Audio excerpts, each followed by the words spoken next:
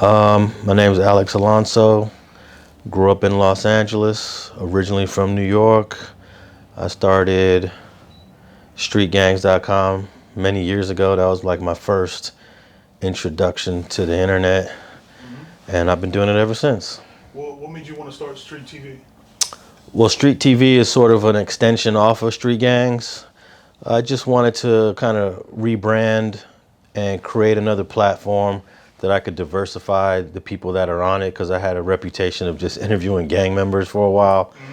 But I started interviewing different people from different cultures, different walks of life, attorneys, artists. So I decided to go with the Street TV brand, but I still got the StreetGangs.com platform. What made you switch the name? Just to diversify it. You know, a lot of people kind of were a little hesitant with the name Street Gangs after a while.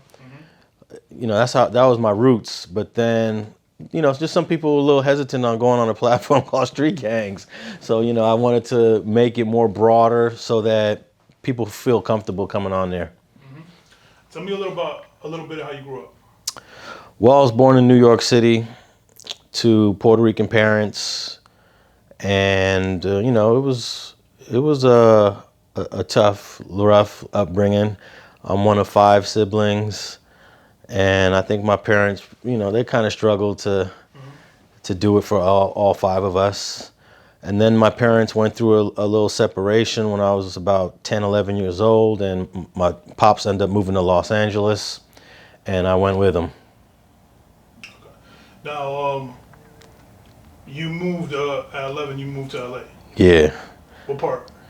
The first area that I lived in would be called the Mid-Wilshire area, but then we moved a little bit south into what we would call West Adams Mid-City, which would be kind of central Los Angeles, right before you get to South LA, right on the cusp of South LA.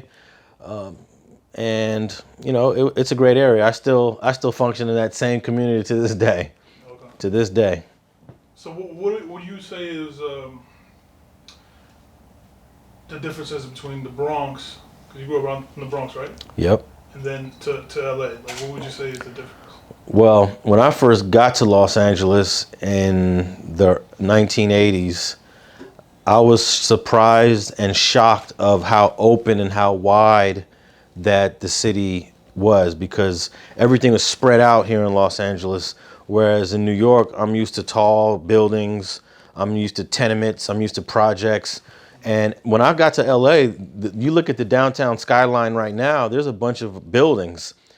Half those buildings weren't even built when I came to LA. So even the downtown Los Angeles seemed very small and minor to me, even though LA was the second, I think at that time it was the 3rd largest city.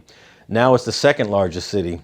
So that's the biggest difference, is the population density. Where you step out your porch in New York City, you definitely gonna see 100 people. You know, you come out on your porch in Los Angeles, you gotta find 100 people because everybody's so spread out. Right. Can you explain to me the, because I feel like there's a very big difference between the gangs here and the gangs in New York. Like they operate a little different. Here, I feel like it's a little more, I'm not sure if deadly is the right word, but it's definitely like on some other level. I think that every city goes through different crime waves, because there was a time in 1989, New York City had 2,000 homicides. And I think they had 2,000 homicides for at least 2 or 3 years. You know, now they're down to like 500 a year, which I would say is impressive, because this is a city that had 2,000 a year, and to be down around 500, 600, that's an incredible drop. But Los Angeles, and also New York City's population has stayed the same. New York City doesn't have population growth. It's been like 8 million people for the last 40 years. So that means that the same number of people that move to New York City is equivalent to the same people that move out of New York City. So it's been 8 million people in the city, in New York City, probably since the 60s. So for 50 years, New York City's population is stable. Los Angeles is different because LA's population is constantly going up, going up, going up. When I got to LA in the 80s, it was like 2 million people. Now we're up to 4 million. So our population has doubled. But in the 80s, I would say it was pretty deadly in Los Angeles, especially you look at 1986, 1987, 88, 89, and I'll even throw in a couple of the early 90s. It was pretty deadly. So when you say one city might have been more deadly than another, you really have to incorporate the population size of that city too to get an accurate homicide rate. So LA was turned up with a smaller population. But I mean, we could talk about other cities. Chicago is super turned up. They might have the same number of murders as New York City does, but Chicago's dealing with a population that's like 1/4 of New York City. So that means that it's really turned up in Chicago. So you got to look at population as well. Right. But I'm trying to express it the right way. Like, for example, it seems like out here, like they're gangs, not only gangs, but people in that lifestyle. It's like these little clubs. Like for example, the Biggie murder. Everybody knows from that neighborhood or whoever knows who did it. You know, for example, in New York isn't like that. You know what I mean? Like, unless you were a co-conspirator, you would know that. Yeah. Unless you have first-hand information. You know, out here, it's very different. Unfortunately, I don't run in circles where people have these conversations about who killed who. And that's also if you believe the Biggie theory. There's so many theories, 2 or 3 theories on that. But I guess that certain gang neighborhoods are very close-knit.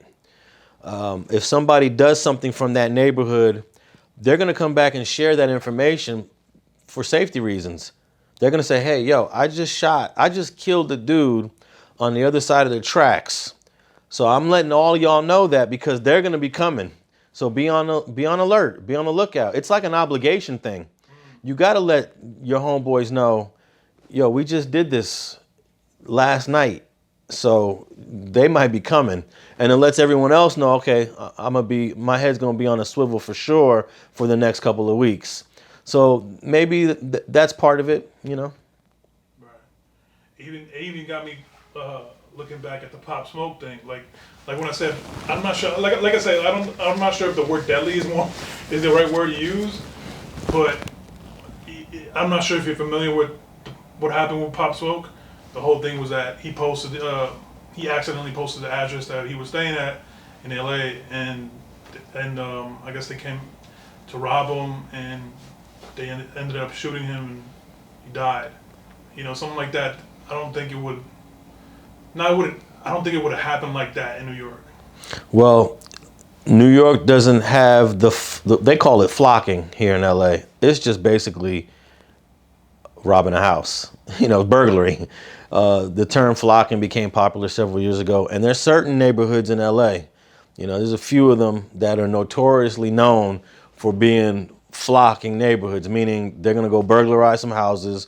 They're going to go to the Hollywood Hills. They're going to go out to the San Fernando Valley. They're going to go to the hot spots and do burglaries. And that's been going on here. I mean, burglary's been going on for decades. But in terms of gang members conspiring and organizing, quote unquote, flocking, that's really what happened to Pop Smoke. And unfortunately, this dude kind of made it easy for them. Yeah. I don't even think they even robbed. Did they? They didn't even leave with a whole lot, did they? I don't think so. Yeah. And if the people that were arrested was a bunch of teenagers. Exactly. Yeah. Which makes it like even. See, that's what I'm trying to come across. Like, what were they, like 17, 18? I know killers don't have an age, but I mean, it's crazy to see that. Well, the kids that were allegedly involved in that, they come from a really depressed part of Los Angeles too. I mean, it's part of the lowest economic areas, the most ignored areas, the most neglected areas. So those communities tend to create desperate kids, and unfortunately those kids were in a desperate situation where they felt they had to go kill someone. Right. What made you want to hook up with with Reggie to do the Gangster Chronicles?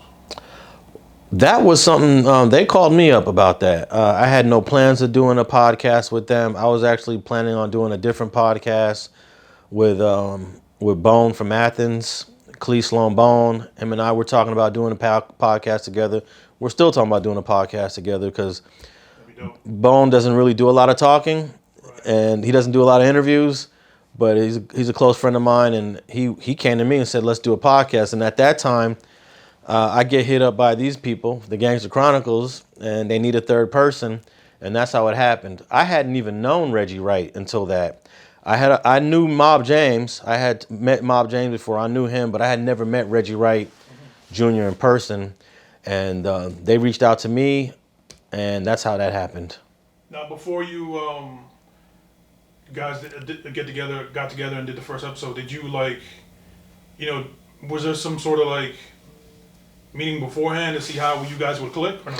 There wasn't really a meeting beforehand. There was sort of if you go back to the original Gangster Chronicles episodes, the first time they brought me in was episode 3. So you won't hear me in the first 2. And episode 3 was sort of like a test.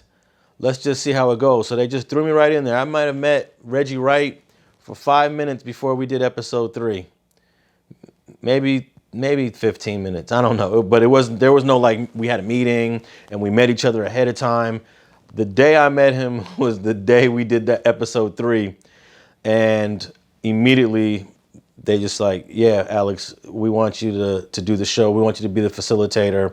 And then episode 4 is where the whole style of this podcast changed. And it stayed that way from episode 4. Go back and listen. From episode 4 to about episode 50 when COVID hit. So that's pretty much how it happened. And then we just clicked. I clicked with Reg. I already knew Mob James. They knew each other for years. And we just clicked. And we kind of all come from 3 different backgrounds. So I kind of think that helped the show's success in those first 50 episodes. But yeah, I didn't know Reggie probably 15 minutes before we did episode 3.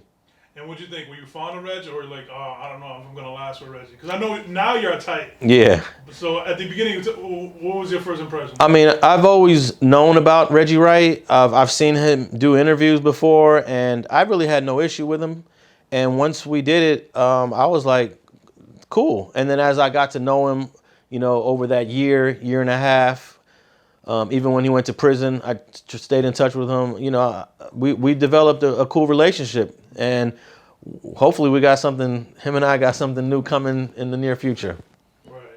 But I gotta tell you this, man, ever since, I don't know, whatever Steel did to it, it just ain't the same. You know what I mean? I ain't got no comment on that, man. All I can tell you is that literally I get at least, I don't know, anywhere from 5 to 20 emails, DMs to this day about what happened. The show's shit. It went down. That was out of my control. They went on and did a deal. They did a deal based on what me, Reggie, and James had created. Right. And then I guess when the show got the deal and it went to the other network, they presented something different. One thing about the show that I really liked is that it wasn't based on interviews, but we would have the occasional interview. But it was really based on a conversation between us 3. And we'll throw in an occasional interview. Right. And it was cool like that because you didn't have to worry about always booking someone. But, a lot of the shows now are based on interviews because it's hard for a person to carry a show or 2 people to carry a show. But we didn't really need to do any interviews. And Reggie and I, we're going to try to start something where it's going to be just based on us 2. But we will have the occasional third guest or interview subject. But, hey, I wish them all the success, man. And I hope that, everything blows up for them. Yeah. Before I move forward, but I know there was, like you said, it was advertised when they did the deal with iHeart. They did something with I think they advertised you, Reggie, and Mob James. But then it went on to be Steel, MCA, and Mob. And I know they shortened Reggie out of some money And were you deserved some? I'm not sure if you I don't know. I don't want to get into business, but did they give you your cut? Were you deserved or no? I never received a dime Wow. from that deal. I got the same thing that Reggie got, which was nada. So yeah, I did see the promo. They sort of did an animation promo, which got posted on Charlemagne's channel, and it was a animated promo of Reggie, James, and myself, sort of introducing the Gangster Chronicles on the new network. I had nothing to do with that. I wasn't part of that deal. I wasn't part of any discussions. I didn't even know the deal was happening. I didn't even know that Charlemagne was interested in the show. I didn't know anything. So I was left in the dark. I believe Reggie Wright was left in the dark. So I had nothing to do with it, and I never received any money from that deal. Yeah, I mean, after I heard, because me and Reggie talk private. After you told me, I was like, damn, that was some shitty shit, man. Hey man, this is entertainment business, and there's sharks out there, and sometimes you have to trust a shark sometimes, but that can backfire on you. But it doesn't discourage me from moving forward. But I could just say, we were dealing with sharks, and they were only interested in their own bottom line. Right. Now, I'm a little confused with what Reggie has been announcing and putting out there. Is he returning to Gangster Chronicles, or is he doing something with you? I'm not. I mean, we're all entitled to work on our own projects. Right. I got other projects that I'm working on. I got my platform, StreetTV. He could work with. I don't even know. I did see one episode of. What was it? His face was split. It was split, and I forget the title of it. That's his business. But that's not going to stop me from working with him on what we're going to do. So you'd have to ask him, what is his plan? I just hope that he's healthy enough to do all of these things. It is a lot of work. I mean, when we did that show every week, I pretty much devoted. I think we shot the show on a Wednesday, and I would wake up that morning and spend at least 4 or 5 hours just coming up with ideas to talk about. So it's a lot of work. So, he's not in the best of shape right now because he's recovering from COVID. And I just hope that, he can, manage all these projects. But I have no idea what he's doing outside of what him and I are going to do in the very near future. So, what you're doing with him, the podcast, is that through Digital Soapbox or no? Absolutely not. Okay. No, absolutely not. That is the nightmare of why we're where we're at because of that network. So no, I'm staying far away from it. Reggie may work with it. That's up to him. I don't give nobody a second chances like that. But he went to prison. He did over a year, I think. Yeah. So he's got to do what he's got to do. But there's no way I would ever work with anyone that did what they did to me. Right. Impossible. Absolutely not. Never. Shoot me in the head if you ever even see me talking to anyone connected to that company. Okay. You mentioned Bone. Now, I was going to suggest you, Bone, Reggie. Now, that's something... That ain't going to happen. No? No, that ain't going to happen. Bone and Reggie actually have some sort of, I don't know, like little mini beef. I don't know the details of it. But what's interesting, they both went to the same high school together. Yeah, they both went to the same high school together. Bone played football. They were both football players, but then Reggie ended up going to Linwood, where Suge Knight was at, and Bone went to Mater Dei. Okay. Is it Mater Dei? The one in Watts. Because originally Reggie Wright is from Watts, and he went to that school with Bone in the 10th grade. But yeah, they know each other. But I don't think it would be a good look. No. Wow. Okay. But so how is it speaking to Bone? Because Bone doesn't. I don't see Bone. He doesn't speak a lot. The dude don't even mess around with social media. Right. Bone don't have no Instagram. He don't have no YouTube. He doesn't do any of that stuff. But he's just focused on his craft. You might see him working on different films and movies, but he's also working on producing projects. So he's got an amazing project about the history of Compton that he's been working on for the last couple years. Like, if you have never seen the history of Compton uncovered the way Bone is doing it right now. It's an amazing film. I've seen different versions of it already.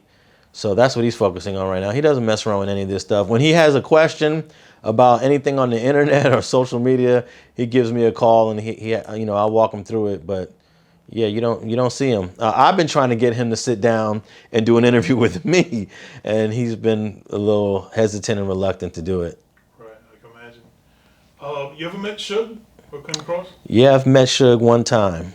Yeah. What was that like? It didn't really go that well. He had an issue with somebody in the community that I grew up with many years ago, back in like 2012, 2013. And what he did to a friend of mine was pretty ruthless. And I don't think I could, I couldn't even shake the dude's hand. There's just no way I can shake this man's hand. But the way that we crossed paths was, I had a client that was in the LA County Jail. I do a lot of consulting on criminal court cases with defense attorneys. So I was visiting a client in the area where attorneys visit clients, and it just so happened by coincidence, his attorney was visiting him. Mesero was actually visiting Suge at the same time I was visiting a client, and we were like three cubicles apart. And you visit your client through the glass, but it's private. It's not where you visit inmates normally in the LA County Jail. This is where experts, attorneys, and they brought my client out and they sat my client right next to Suge. And my client looked at him and he told the deputy, he was like, move me, I don't want to sit next to this. So we moved three desks down. And then after I was done with my client, I was walking off and Suge wanted to talk to me. And he's just a very menacing type of dude. He didn't really have anything kind to say. And then I left. That's the only time that Suge and I were ever in the same room or I've ever had a conversation with him. And that was like back in 2015. Why do you think so many people have so many bad dealings with Suge? Bad experiences. I really don't know the specifics of it. I'm not a death row insider.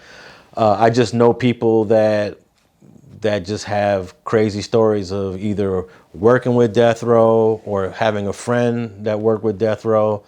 A lot of people got done dirty during that whole era. A lot of people, a lot of money was not paid out. It was an incredible company, an incredible music production company, an incredible label.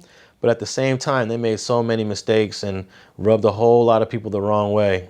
But even to this day, people are still mad at him. That's why he couldn't even walk a prison yard. He cannot walk the general population prison yard because there's so many people that dislike him. So he's not even in general population right now in the prison yard. I believe at least he was in Donovan. He's in a protective wing of the prison. Right. What did you first think when that whole situation with what was his name, Terry Carter? Terry Carter and Bone. Yeah. I was immediately, I was concerned for my friend's life, actually, Bone. He survived it, obviously, but they rushed him to the hospital. Terry Carter, there was no way he was going to survive it from the injuries that he sustained.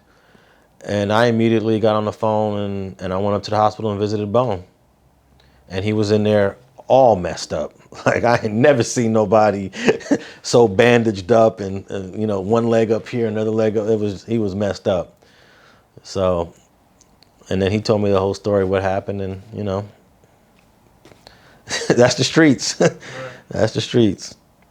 Yeah, when that first happened, I was just like, what I was hearing was that, Suge ran over a dude who was very well, respected, and who knows what will happen to Suge after?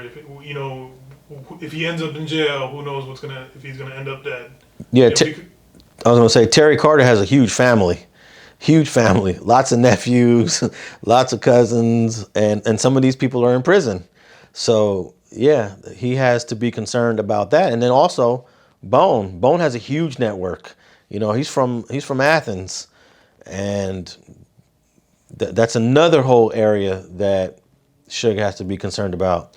So I think Suge did the right thing. You know, he realized that it's not going to be safe for me to be on this prison yard, and it's time for me to go into protective custody. do you think what Suge did was by running Terry and Bone over? Do you think it was on purpose, or was he just? I don't think he ran Terry Carter over on purpose, because Terry Carter actually had nothing to do with the conflict. He just happened to be just kind of like moved into the direction when Suge accelerated the truck. In fact, Terry Carter and Suge were friends. You know, I don't know to what degree, but they weren't enemies. It wasn't like I'm gonna run this dude over. But Bone and Suge were not friends. That was clear. It's been like that for a long time. So that was really just a Bone and Suge situation. And Suge decided he did not want to get out the vehicle. And another thing, the video doesn't show the other part. That video is only focused on the part where the truck pulls into the driveway. There were two altercations on that same block. Altercation 1 is off camera. What everyone has seen is altercation 2. And unfortunately, since this never went to trial, the public doesn't even really know what really happened. You know, Suge ended up taking a deal. So the whole story of what happened that day will never be revealed because it never went to trial. But the part that's on video would be altercation number 2. So there was a whole nother altercation between Bone and Suge that's off camera that's never seen. That happened. What I'm hearing, this is what I heard. That happened inside the. I guess there's a burger joint or something. I'm not sure. Well, no, it happened on the street, 142nd Street. Okay. So Suge was parked on that street. He was parked in his car on that street. So there were two altercations. And then there was a previous altercation that happened at base camp for the promo they were shooting for Straight Outta Compton, which was at Looters Park. They had a base camp where all the people involved in shooting that promo. It wasn't the movie. The movie was already done being shot. They were shooting the promo that had Kendrick Lamar and Dr. Dre in it. So they were at base camp, and there was a confrontation between Suge and Bone at the base camp. And then there was 2 more confrontations on 142nd Street by the burger place. Did this happen like on 2 different days? No, all the same day. The confrontation at the base camp probably happened about maybe 30 minutes to an hour prior to the confrontation at Tam's. 140. I don't want to say Tam's because it actually happened on 142nd Street. Tam's Burger's right there. So a lot of people refer to that as Tam's, but if you look, they're on the street. They're on 142nd Street. And then when he runs over Terry Carter, that's in the Tam's parking lot. Right. And I guess it was because how he was being portrayed in the movie or wanted some money. They say that he went up there and wanted some money. And, you know, and some people said that he was promised some money. Some people say he was never promised some money. So I don't really know the details about that. I just know that he went up to base camp and they told him to leave. Right. He wasn't welcome there. Or maybe it wasn't enough money. That's too bad. Yeah.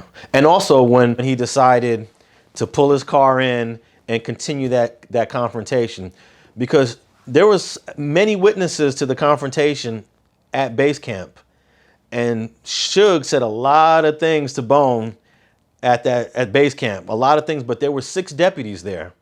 There was a lot of security. There were 6 deputies that were hired to be the security, and you know, Suge was just talking a whole lot of mess what he was going to do to Bone. I'm gonna do this, I'm gonna do that.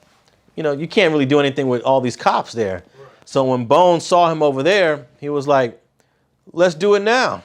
And that's really how the whole thing started. And again, it never went to trial. So all the specifics, all the details of that confrontation, minute by minute, were never revealed. Right. Now, can you break down I think he took a plea, right? He did take a plea deal. So how did that work? Because he was charged with a couple different things: with threatening the director, with running Terry and a Bone, and something else. And he just Well, he had 3 cases. okay. One case was Terry Carter, the murder of Terry Carter, and the attempted murder of Clee Sloan Bone. Okay. That was the most recent case. He also had a case with Cat Williams, where him and Cat Williams assaulted a photographer, and he got charged for a felony assault there. That case was pending. And then they decided to charge him with threatening text messages that he sent to the director of Straight Outta Compton, F. Gary Gray. And those are some nasty texts. I've seen the texts. Some nasty texts. So he got charged for, I think that is a terrorist threat. And they actually charged him on like the final day before the statute of limitations on that offense was to expire, because that happened in 2014. And if you do the math on this, I believe it was 3 years statute of limitations on that offense. So they added that charge in 2017. So yeah, he was facing 3 cases. So his plea deal had to do with all these cases together.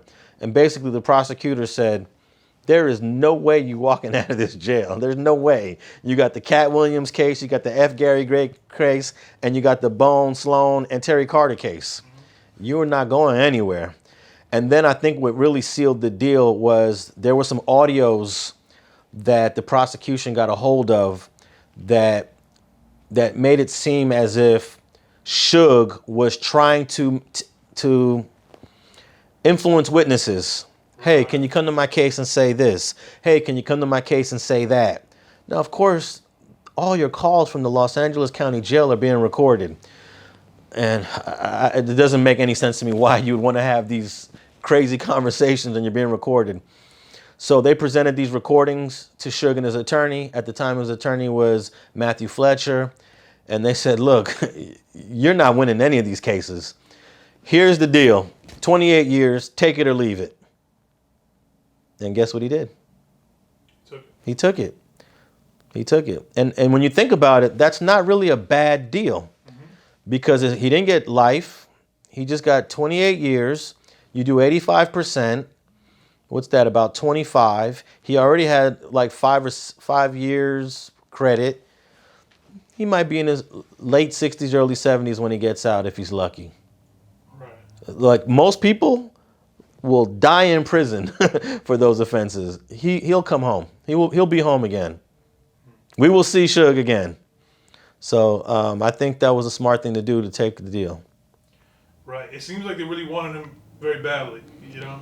Hey, I think they want all of us badly. Bill Cosby, you know, Suge Knight, O.J. Simpson. I mean, once you're on their radar, you know, they're not satisfied until they got you completely. You know, they sent O.J. Simpson to prison for trying to steal his own stuff, and they gave him 33 years. But you think they gave him 33 years for that? No, they gave him 33 years for what happened in Los Angeles. You know, Bill Cosby was fortunate to get out. I mean, they always want us. You know, you gotta live out there squeaky clean, or they're gonna come get you, and you're gonna lose every time. Especially if it's the feds. If it's the feds, you're gonna lose like 98% of the time. Right.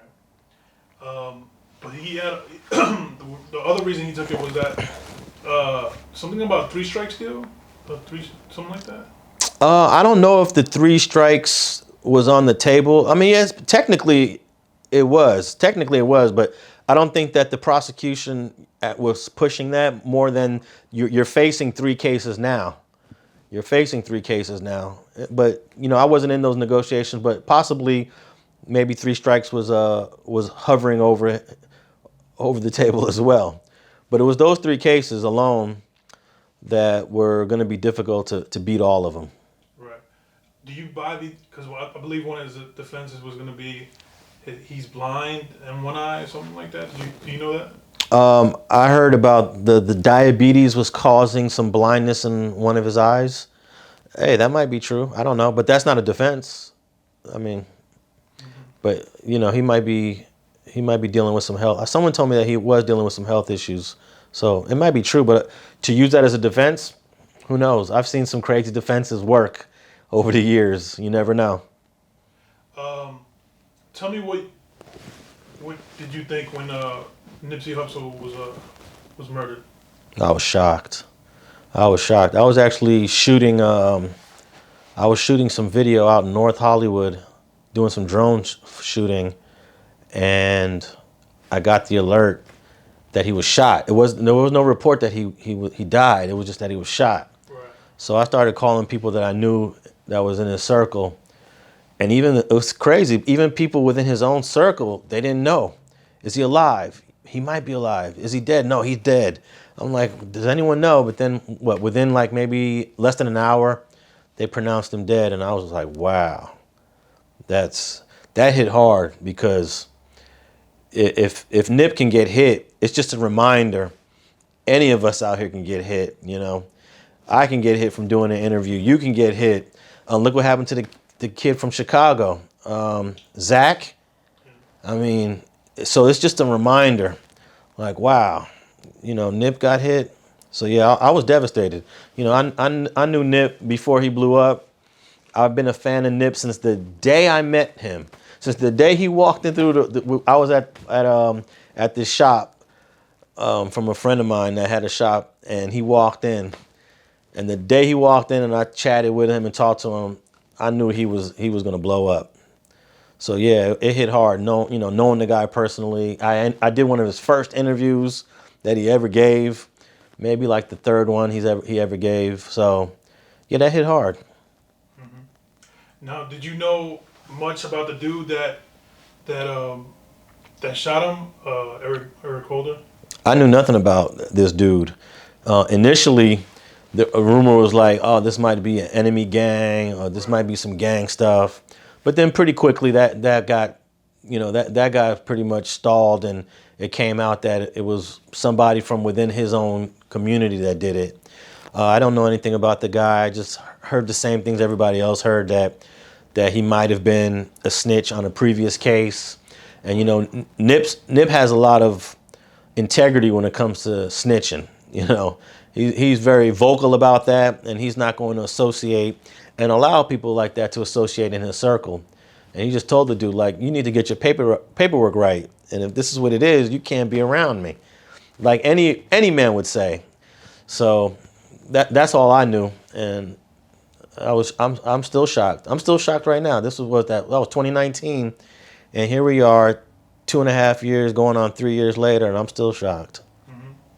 Now, since that, there's been court transcripts that came out that kind of like from the witnesses who kind of like tell what happened. Now, basically, it seems like Eric saw Nip. Eric was with a girl, and Nip kind of confronted him in front of the girl in a bad manner, and that kind of that's what set him off. Yeah, I think that's all it takes. When you call somebody a snitch, when you call someone an informant, it touches a nerve. It touches a nerve whether you're a snitch or not a snitch. And he didn't take it right. Eric Garner, he couldn't handle it. But you got to know that when you do accuse somebody of that, there are going to be some consequences. Especially a street dude. Exactly. Not all street dudes are going to respond the way Eric did. Right. It might have just been a physical fight. It could have been a stabbing, but Eric took it all the way. He took it all the way. And I'm not surprised that he did that, because I know a whole lot of people that will do the same thing. You call them a snitch in front of people, you're asking for consequences. And, it's unfortunate that he ended up going out like that. Right. I remember on Clubhouse you had said you kind of put it in a better perspective for people. That there's this video of Nip confronting the paparazzi. So imagine Nip talking to you like that, and you can't. I always tell people, Nip will go off on you. Mm-hmm. You see the outside Nip. He's always nice. He's always articulate. He's intelligent. I mean, he was speaking on cryptocurrency like 5 years ago. But I've seen the pissed off Nip. I've seen the Nip that's in that video where I guess someone was following him and he was just upset about it and he went off on them. I've seen that side of Nip before. He can get really irate and he'll go off on you. And I'm just imagining that's probably how he was speaking to Eric that day. You know, Nip has that side. And I think that video is probably the only video for the public to see how Nip gets mad. When he gets mad, he gets mad. He did it to me once, you know, many years ago. And it really shocked me. I was like, whoa, Nip, relax, man.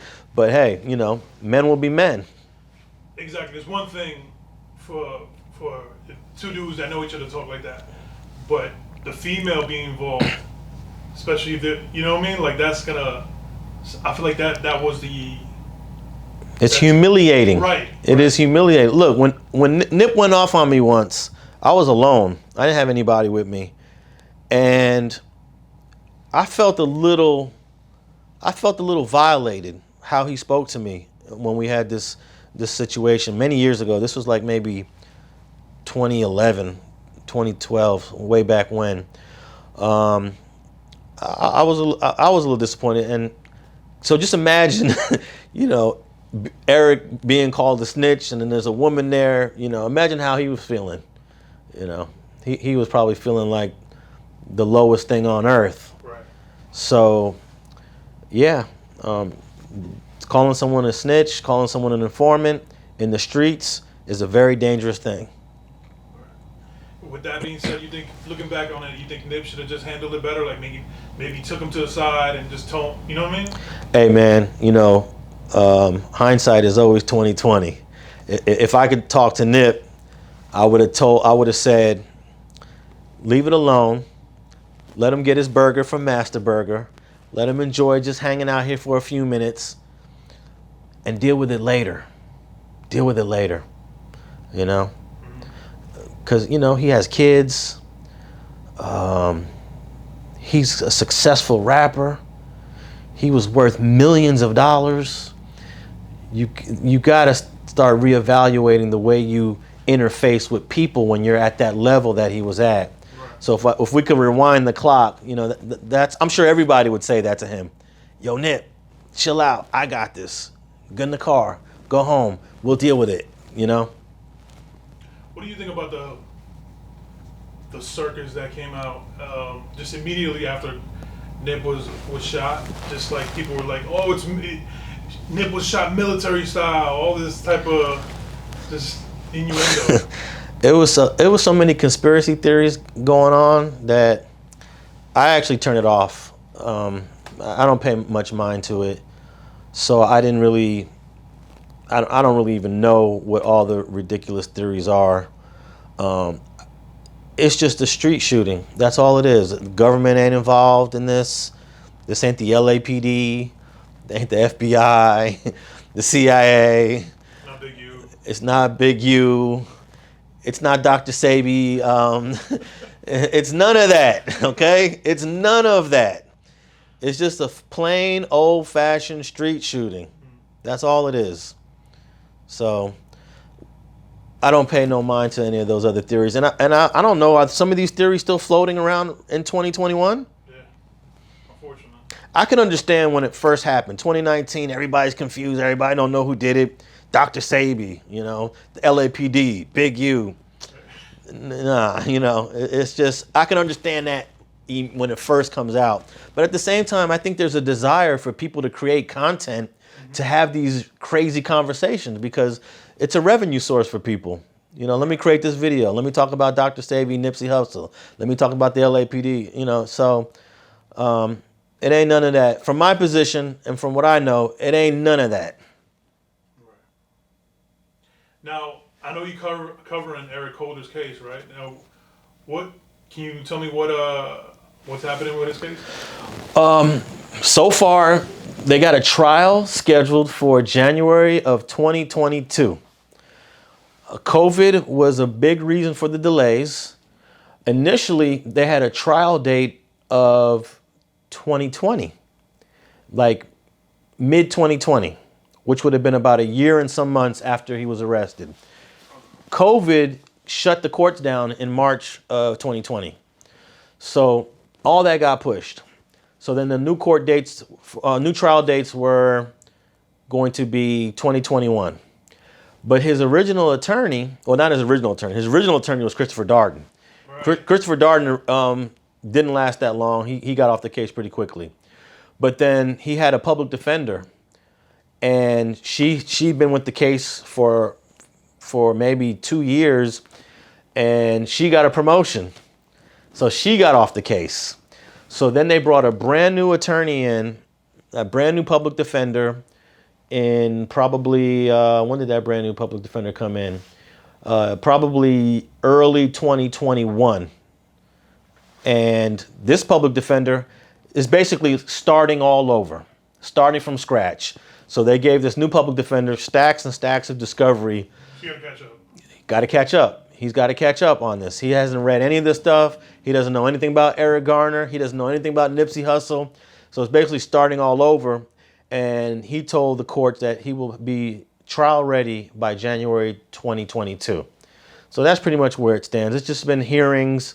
Every couple of months there's been a hearing here or there. There's one hearing where Eric didn't even show up. But that's all it's been, just hearings and just trying to figure out when can we go to trial.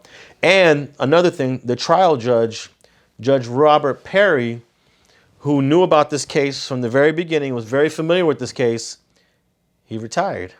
So now they got a new judge. We got a new public defender. We still have the same prosecutor. So I'm confident that it'll start in early 2022. There's another conspiracy theory. It was like, why is it taking so long for this case to go? And what people need to realize that it takes a while. It could take up to even without COVID, it could take 2 years, 3 years to go to trial for a murder. I've seen people wait in the Los Angeles County Jail for 4 years to go to trial. So this is not unusual. I can't speak for other counties, but I know in Los Angeles County, where there's over 20,000 people in the county jail, and many of them are going to plead out, but some of them are waiting to go to trial. You throw COVID in there, you got major delays. So that's where his case stands right now. He should be going to trial in early 2022. Let me just get this one out the way, because I remember when the whole Nip thing happened, Cowboy did an interview with the news or whoever it was, and it kind of, people like gave him shit because it kind of contradicted his other statements that he had made. Like, oh, he said he was in the store for this long, but really he wasn't even in there for that long. So what do you know what I'm talking about or no? I vaguely know. I've heard people criticizing Cowboy for giving contradictory stories. Right. I don't really think he's giving any contradictory stories. It's sometimes you forget. Sometimes you smoke a lot of weed. Sometimes you just don't remember. You'd be surprised. Something could happen yesterday, and you don't really have a great recollection of how it happened, when it happened. They're trying to drag him into some conspiracy. I don't think there is anything there. It's just we're humans. We forget. We have a bad memory. Throw some blunts in there. Throw a couple of drinks, and you have a soup of contradictory stories. We're all contradictions to a certain degree. We all have contradictions in us. Some of them happen within short periods, and some of them happen over long periods of time. The biggest contradiction in hip hop is Tupac. Tupac was nothing but contradictions. So if you're going to criticize Cowboy for saying it one way like this and then saying it another way, then you're going to criticize yourself. I don't think he's involved in anything. I don't think he's part of some conspiracy. I don't think he had anything negative against Nip. I think he loved Nip. I don't think there's anything there either. Let me ask you about a certain individual, Keefe D. Keefe D. What do you when that name is brought up, what do you think of? Well, the first thing I think of is that his co-author for the book, Yusef Jah, had asked me to actually write a little intro or a little blurb on the book, so it shows up on the cover, or on the inside cover or the back cover. You know how sometimes you get a book and they have someone say, "Oh, this book is amazing," and so I said, "All right, send me a copy of the book." This is before the book came out. So he sent me the PDF, and I'm reading the book, and I'm like, okay, this is cool. I'm reading. Then I get to the part where he talks about shooting Pac, killing Pac.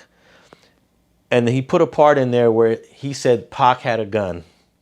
And once I got to that page, I put the book down. I said, there is no way on God's green earth I am going to co-sign this book. I was already uncomfortable with even agreeing to write something for the book. But I'm a big fan of THISISAGTV. He did an incredible book back in 1995 about LA gangs. So I was going to do it for him, not for Keefe D.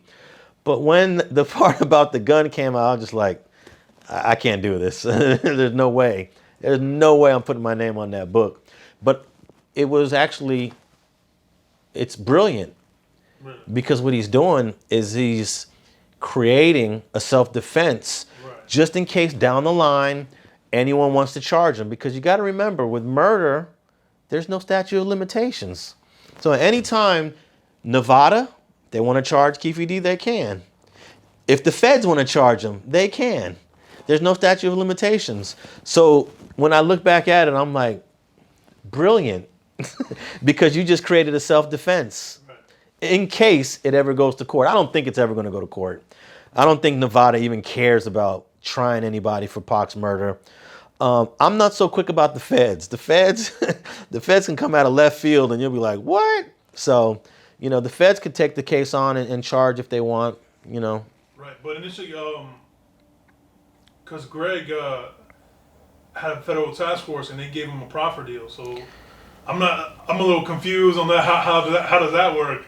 I don't think they could do anything. I think just Nevada could if they wanted. The proffer deal does not prevent. Wait, let me think real quick. The proffer deal was to prevent the Los Angeles authorities from charging Keefe D with anything that had to do with Biggie. You got to remember, what was Greg Kading's purpose for talking to Keefe D? Biggie. That's all it was. So the proffer deal had to do with the Biggie case. The Biggie case happens in Los Angeles. Right. So that's a Los Angeles case. Mm-hmm. So the proffer covered that. They ended up in a conversation about Pac, which Kading had no understanding of. This conversation was going that direction. Right. That wasn't even his purpose.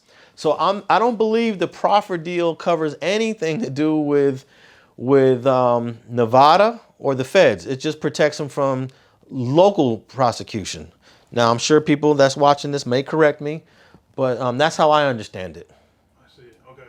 Now, I know you've spoken to Keefe. What have your exchanges have been like? I've had great conversations with him. Very short. All our conversations have been short, but I don't really know him that well. We've had short conversations.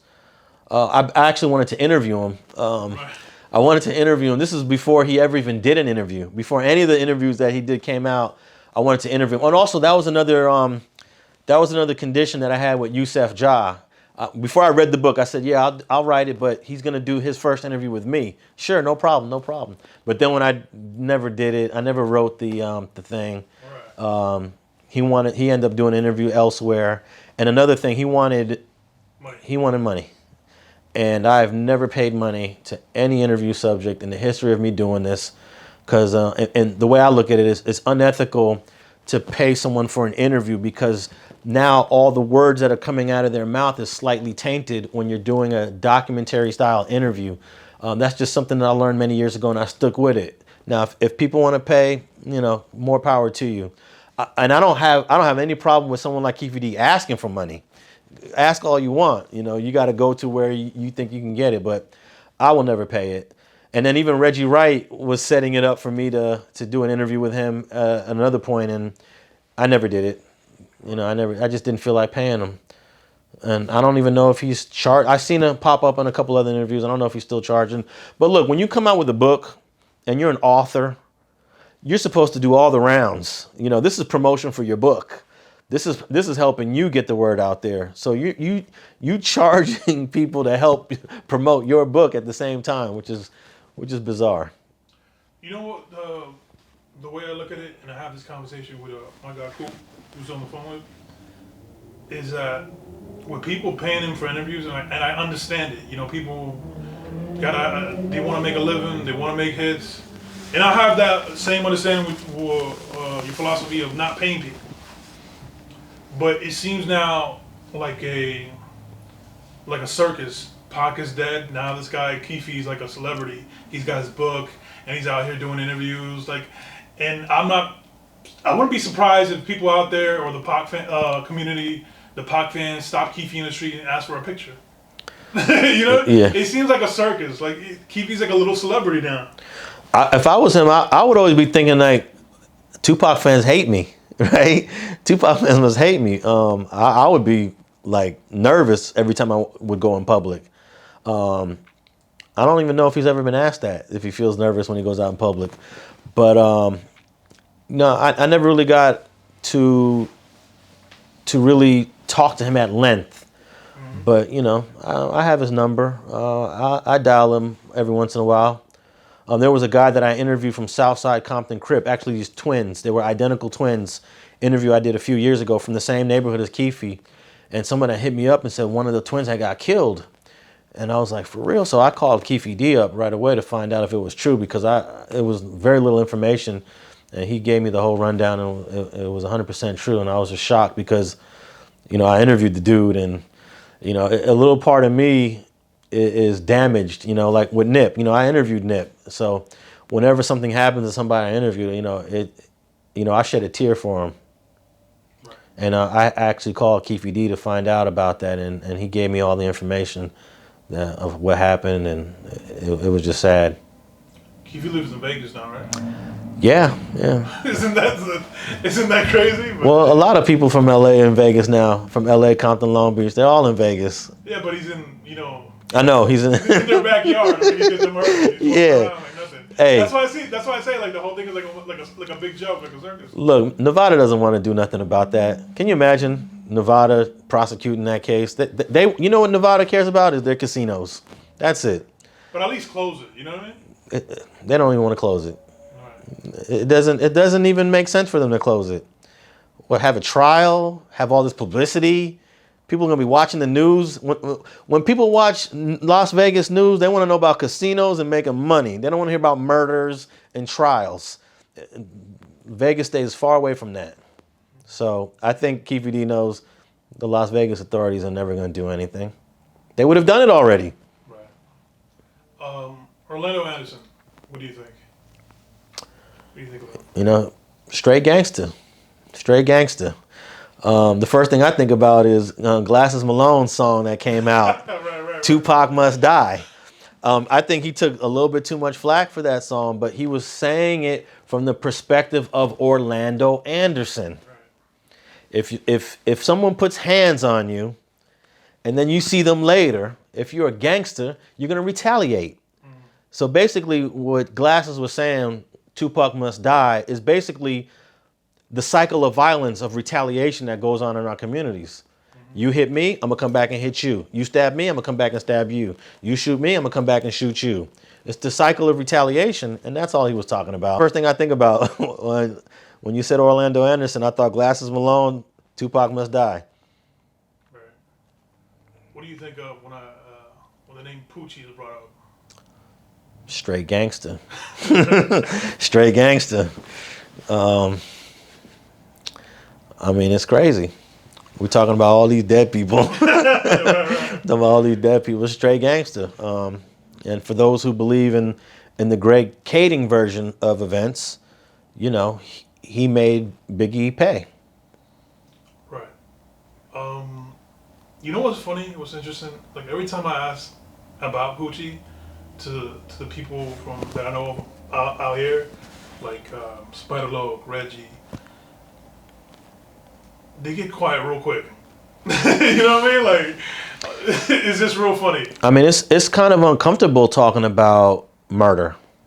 You know, and I know that's what people want to hear about, but realistically, I don't know. Like people, I'm sorry to cut you off, but when it comes to Orlando, everybody's quick to say it. When it comes to Bucci, everybody is like. the reason why is because there's far more information and far more evidence that points the finger to Orlando Anderson. When it comes to Poochie, it's a little bit more mysterious. Did he really do it? What's the evidence? Oh, that's not a lot. Right. But they say he did it. He's a gangster. Maybe it's more mysterious when it comes to Poochie, even though he's deceased too.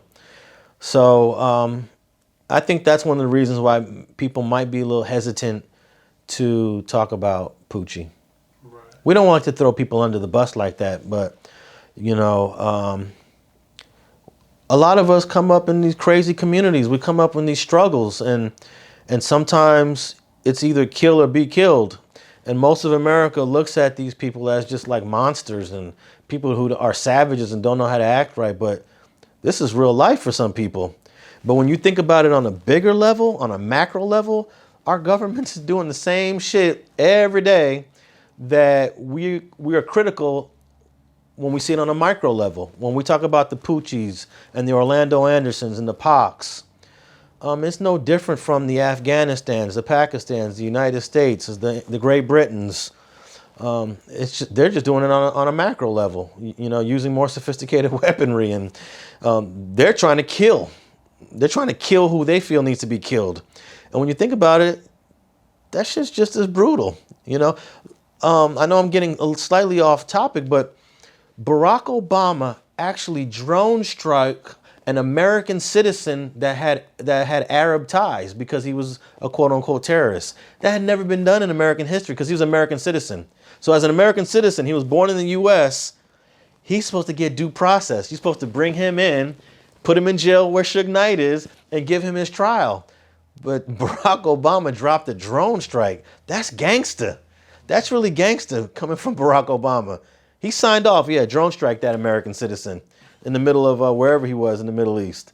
So a lot of people will look at these stories as crazy. These people are savages, but I think it's savage when Barack Obama signed off on that drone strike. Have you and Bone ever talk about Poochie? Me and Bone talk about everything. We talk about absolutely everything. I mean, Bone grew up with these people because Athens Park, even though Bone is not a Piru, you know, Athens Park is on the borderline of where all the Pirus are.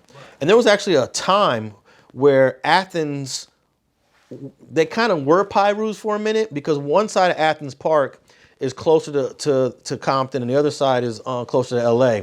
And there are Piru ties between the Athens Parks and all the Compton Pirus. So they're very tight. All the Pirus and Athens are very close. In fact, the old school Athens cats, they got names like Ru, for short for Piru, because there was a heavy Piru influence in the 80s with Athens Park. So he knows all these guys. You know, he's had fights with most of these dudes. So yeah, I've heard it all. This is something I heard. I'm not sure how true it is. Mm-hmm. It was grapevine. I heard Bone knew Poochie, and Poochie either talked about it or just straight up told him. That I don't know. Yeah, I'm just saying. Yeah. You don't have to answer. Yeah. But there was an episode of Gangster Chronicles that y'all did on where y'all interviewed DJ Vlad, and there was which I thought it was a great interview. I thought you had some great questions, but others felt like Reggie felt like you were gunning for Vlad. I didn't get that feeling. You know, I thought you were just being a journalist. But yeah, what can you tell me about that? Well, I would never say, oh, let's interview Vlad. That wasn't my idea. We interviewed Vlad. I'm like, this is the Gangster Chronicles. So if we're going to have somebody on here, they're going to be speaking on some gangster stuff, or we're just not going to have a guest. But he was like, no, we got to get the views. We got to get the views up. We got to get the following up. So we got to interview Vlad. I'm like, we don't have to interview Vlad. We will get this up on our own. No, you got to interview Vlad. So that's what happened. I wasn't really prepared for the interview because I got blindsided with it. And I said, all right, we're going to interview Vlad. We're going to interview Vlad then. We're going to interview Vlad. Okay. And I did what I do.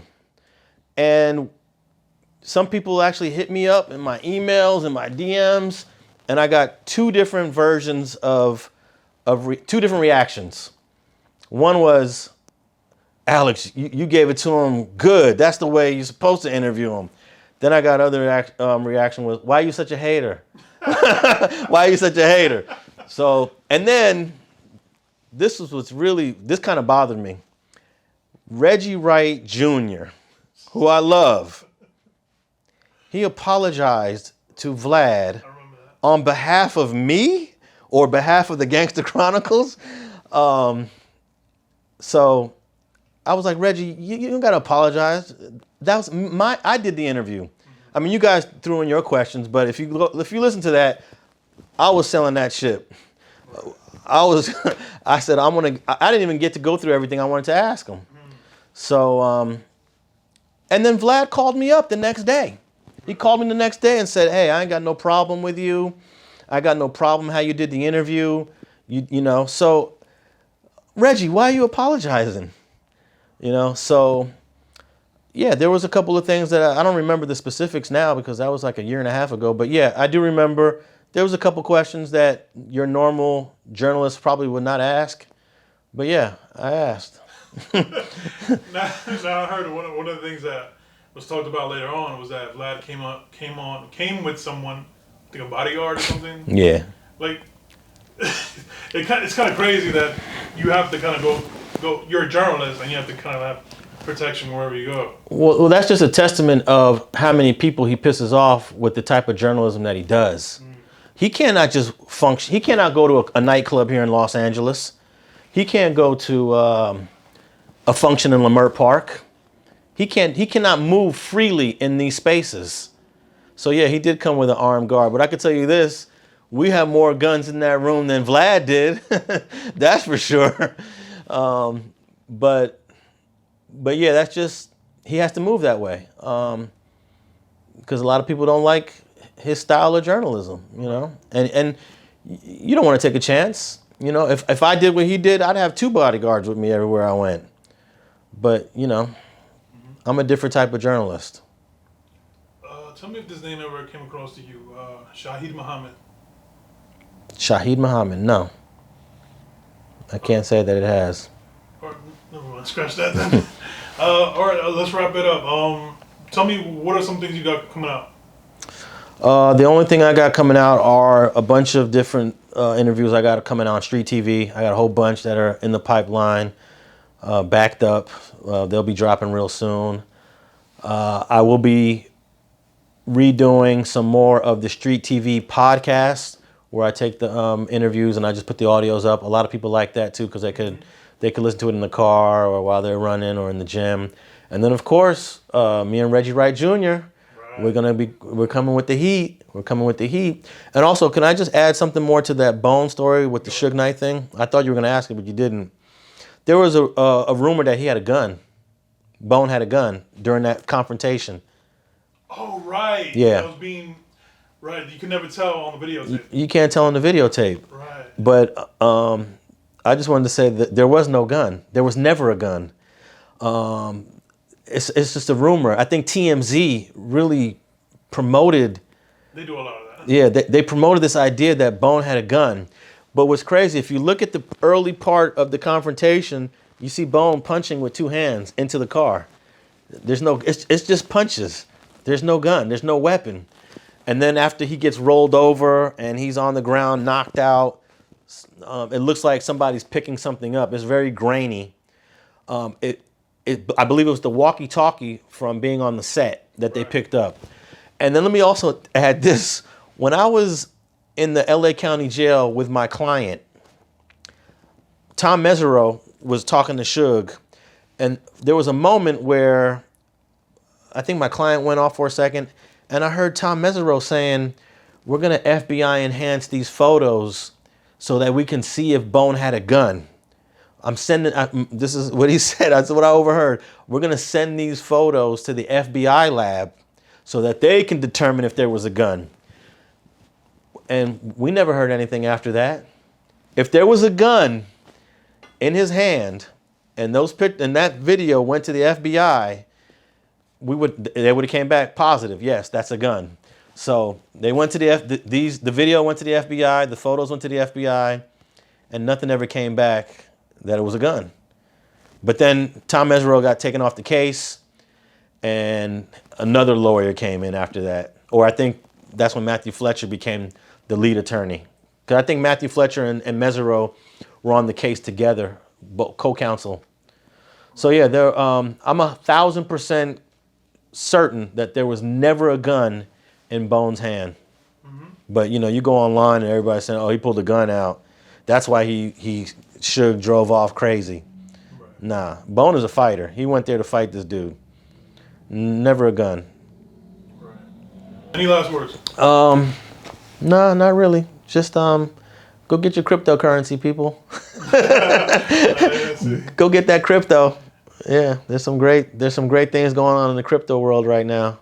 Yeah. Go get some cryptocurrency. Not financial advice. Thanks for coming. All right, no doubt.